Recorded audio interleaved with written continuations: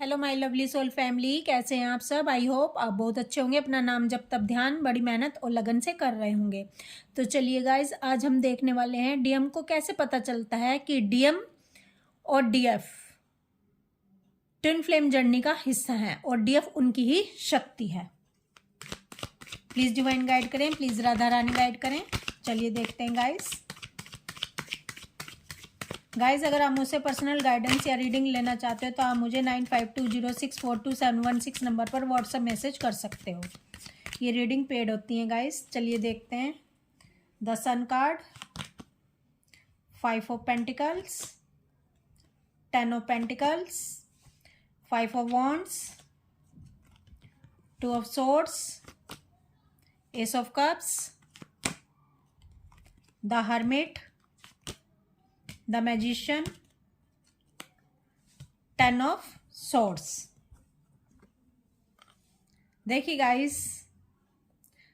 जब डीएम अपनी इस ट्विन फ्लेम जर्नी पर इस स्टेज पर आ जाते हैं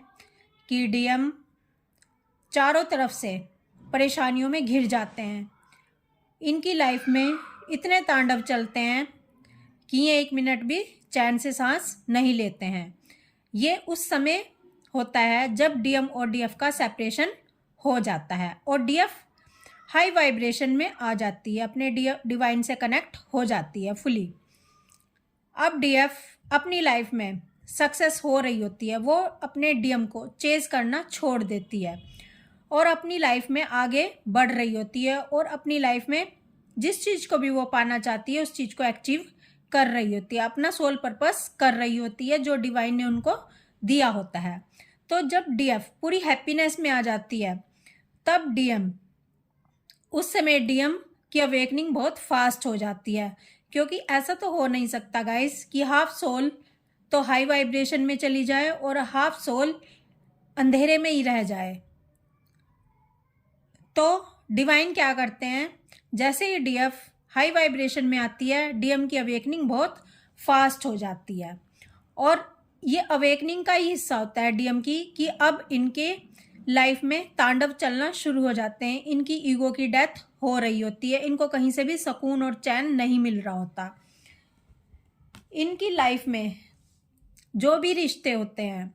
भले वो थर्ड पार्टी हो कार्मिक हो, इन्हें छोड़ कर जाना शुरू कर देते हैं और इनकी आंखों पर जो पट्टी बंधी होती है मोह की और अपनेपन की, इनको लगता है कि ब्लड रिलेशन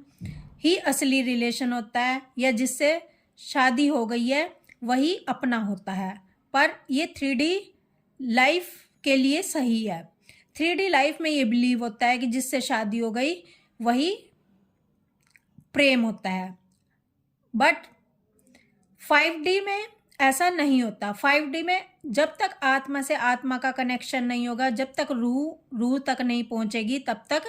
वहाँ पर एक दूसरे का नहीं हुआ जाता। रूह से रूह तक पहुँचना, आत्मा से आत्मा तक पहुँचना ही असली प्रेम कहलाता है। ये 5D का होता है, ये भगवान का बनाया हुआ होता है। और जब डीएम चारों तरफ से इतने संकटों में, इतनी परेशानियों में घिर जाते हैं और इनको कहीं से भी कोई रोशनी नहीं दिखाई दे रही होती है और ये बहुत पेन में होते हैं, ये बहुत दर्द में होते हैं, इनको dark night of the soul से गुजरना पड़ता है, ये अकेले में रोते हैं क्योंकि अब डीएफ से इन्हें वो एनर्जी नहीं मिल रही जो इनको पहले मिलती थी। अब ये अपनी डीएफ को पुकार रहे होते हैं, अपनी डीएफ से मिलने की कोशिश भी करते हैं, लेकिन कभी कभी इनकी ईगो सामने आ जाती है, कभी थर्ड पार्टी और कार्मिक से इनके सामने आ जाते हैं, कभी इनका डर इनके सामने आ जाते हैं। और अगर ये चीज़ें इनके सामने नहीं आ रही होती तो डीएफ इनसे दूर जाना शुरू कर देती है, डीएफ इनको पूरी तरह से लेट गो कर देती है। ये भी ट्विन फ्लेम जर्नी की एक स्टेज होती है जब डीएफ हाई अवेकन हो जाती है और मैस्कुलाइन एनर्जी में कन्वर्ट हो चुकी होती है। अब डीएफ भी अपने डीएम की तरह ही बिहेवियर करना शुरू कर देती है, जैसे कभी डीएम अपनी डीएफ से बिहेवियर करते थे, इनसे रन करते थे। जब डीएफ हाई अवेकन हो जाती है और डीएम एनर्जी में कन्वर्ट होती चली जाती है तो डीएफ भी अपने डीएम से रन करना शुरू कर देती है और डीएम उस समय अपनी डीएफ को चेज कर रहे होते हैं। लेकिन एक ऐसी कंडीशन आती है जब डीएम और डीएफ दोनों बैलेंस हो जाते हैं और दोनों अपने डीएम और डीएफ एनर्जी को बैलेंस कर लेते हैं और दोनों के विचार एक दूसरे से मिल जाते हैं। लेकिन ये तो हो गई लास्ट स्टेज, जब एक दूसरे से विचार मिलते हैं, सेम पेज पर आ जाते हैं और रियूनियन होने वाला होता है। लेकिन उससे पहले जब इनकी लाइफ में डीएम की लाइफ में तांडव चल रहे होते हैं, उस समय डीएम जब बिल्कुल अकेले हो जाते हैं और ये अपनी डीएफ को याद करते हैं, रातों को रोते हैं अपनी डीएफ को याद करके, और इनका अपना कहने को कोई भी नहीं होता क्योंकि थर्ड पार्टी और कार्मिक्स इनको बहुत पेन दे रहे होते हैं। उस समय ये स्टेज आती है कि डीएम अपने परमात्मा को याद करते हैं, परमात्मा से क्वेश्चन पूछ रहे होते हैं, अपने भगवान से क्वेश्चन पूछ रहे होते हैं, यानी अपने हायर सेल्फ से कनेक्ट हो जाते हैं, अपनी आत्मा से कनेक्ट हो जाते हैं। और जब ये अपनी आत्मा से कनेक्ट हो रहे होते हैं तो इनको या तो अपनी डीएफ की याद आ रही होती है या अपने भगवान को पुकार रहे होते हैं और उनसे पूछने की कोशिश करते हैं कि इतने तांडव मेरी लाइफ में क्यों आए हैं, मेरे साथ इतना खराब क्यों हो रहा है, मेरे साथ इतने धोखे क्यों हो रहे हैं थर्ड पार्टी और कार्मिक्स के द्वारा, मेरा सब कुछ क्यों छिन गया है, मैं क्यों ख़त्म होता जा रहा हूँ, मेरी ईगो, मैं जो कुछ था अब मैं वो नहीं रहा, मैं कुछ भी नहीं रहा अपनी डीएफ के बिना। तब इनको डिवाइन की तरफ से आंसर दिए जाते हैं कि आप ट्विन फ्लेम जर्नी का हिस्सा हो। जैसे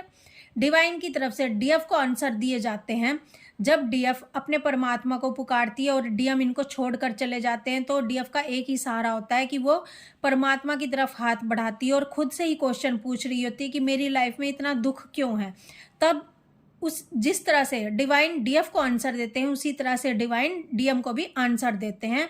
जब डीएम के पास कोई भी नहीं होता, ये आइसोलेशन में चले जाते हैं और कहने को इनके पास कोई भी नहीं बचता, ना इनके कार्मिक ना थर्ड पार्टी। तब डीएम